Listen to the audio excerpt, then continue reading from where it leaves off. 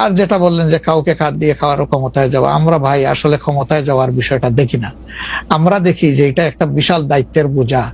আল্লাহ যদি কখনো সে কাজের জন্য আমাদেরকে কবুল করেন, তাহলে আমরা শাসক নয় ভাই, দোয়া করেন আমরা যেন মানুষের সেবক হতে পারি।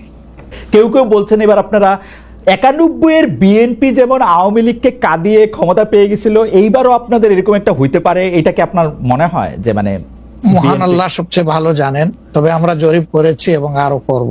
আচ্ছা, আমরা যখন জরিপ করি তখন নির্বাচনী কোনো আবহ সৃষ্টি হয় নাই, সেটা ছিল নভেম্বর ডিসেম্বরে।